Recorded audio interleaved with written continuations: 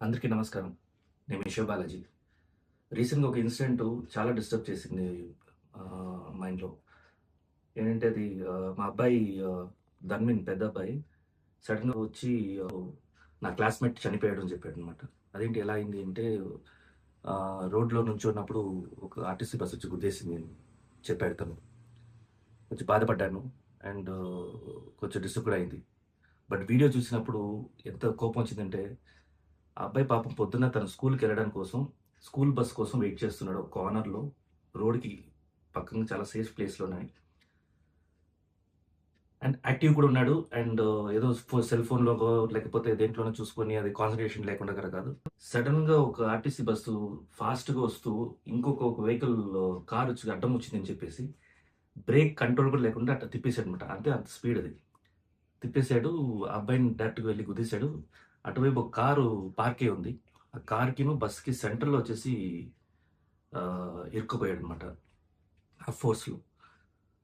So, దీంట్లో చూసారంటే problem first immature drivers. వాళ్ళు డ్రైవింగ్ సెన్స్, సివిక్ సెన్స్ లేదు. డ్రైవింగ్ సెన్స్ లేదు. ఎందుకంటే కార్‌ని అడ్డంగా తీసుకొనొచ్చేసి అలా కొంచెం కూడా వార్నింగ్ లేకుండా టర్న్ చేయడం. అంటే సడెన్‌గా రావటం అనమాట. వీళ్ళ వల్ల ఇలాంటి డ్రైవర్స్ వల్ల హైవేస్‌లో గాని, ఇక్కడ రోడ్స్‌లో గాని చాలా యాక్సిడెంట్స్ జరుగుతాయి. అసలు చూడకుండా తిప్పేయటం అనమాట. సెకండు ఈ ఆర్టీసీ బస్సు అంత ఫాస్ట్‌గా వస్తది. అంటే అన్‌కంట్రోల్డ్. బ్రేక్ వేస్తే కంట్రోల్ అవ్వని స్పీడ్ అనమాట అది. అంత స్పీడ్‌గా వచ్చి కంట్రోల్ లేకుండా డైరెక్ట్‌గా వచ్చేసి లెఫ్ట్ తిప్పేసాడు. ఆ అబ్బాయి మీదకెళ్ళిపోయింది. సో, అంత హెవీ డ్యూటీ బస్సు ఎందుకు అంత ఫాస్ట్‌గా రావాలి?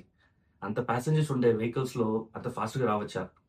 సో, నాకేమనిపించిందంటే ఆహ్, ఈ డ్రైవరు ఎవరు ఇమ్మెచ్యూర్ డ్రైవర్ ఎవరు అలా టర్న్ చేసాడో అతను వాళ్ళ కారు అంటే అతని లైసెన్స్ టోటల్‌గా పర్మనెంట్‌గా వచ్చేసి ఆహ్, తీసేయాలి. అండ్ కార్‌ని కూడా సీజ్ చేసేసేయాలి. అదేలాగా డ్రైవర్ దగ్గర ఆర్టీసీ బస్ అసలు ఫుల్ కండిషన్‌లో ఏముంది? ఆ బస్‌ని అసలు ఎవరు అప్రూవ్ చేశారు? ఆ డ్రైవర్ అంత ఫాస్ట్‌గా వెళ్ళడానికి ఆహ్, పనిష్మెంట్‌గా అసలు తను గవర్నమెంట్ జాబ్ నుంచి తీసేయాలనిపిస్తుంది. సెకండ్ వాళ్ళ ఫ్యామిలీ ఏమైంది? ఏంటి అనేది. బికాస్ ఇలాంటి యాక్షన్ వస్తేనే రోడ్ సేఫ్టీ బెటర్ అవుతాయి.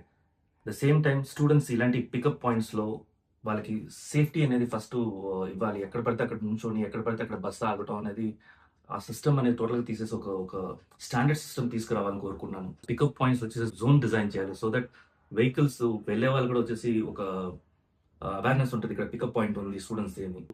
సో ఇలాంటి ఇష్యూస్ ఫ్యూచర్‌లో రాకుండా ఉండాలి అంటే మనందరూ దీన్ని వాయిస్ ఔట్ చేయాలి. And even RTC heavy duty buses ఇలాంటివి ఆర్టీసీ ఎస్పెషల్లీ 30 కిలోమీటర్స్ కంటే స్పీడు వెళ్ళకూడదనేది ఒకటి కట్ ఆఫ్ పెట్టేసేయాలి. సో ఇలాంటి థాట్స్ ఉన్నాయి. సో మీరు కూడా అవన్నీ షేర్ చేసుకోండి. ఫ్యూచర్‌లో ఇలాంటి పిల్లలకి ఏ డిస్టర్బెన్స్ రాకుండా ఉండాలని కోరుకుంటున్నాను. మనం ఇండియాలో యాక్సిడెంట్స్ ఇలాగే జరుగుతాయి. అది మనం మార్చలేము. అది ఇది అని చాలా మంది మాట్లాడుకుంటాం. బట్ ఈ ప్లేస్‌లో సంథింగ్ ఒక స్టెప్ తీస్తున్నా నేను.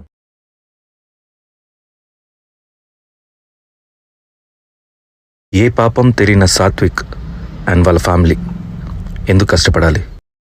ఎలాగో వాళ్ళకి జరిగిన లాసు మనం పుడిచలేం. అట్లీస్ట్ జస్టిస్ కావాలి.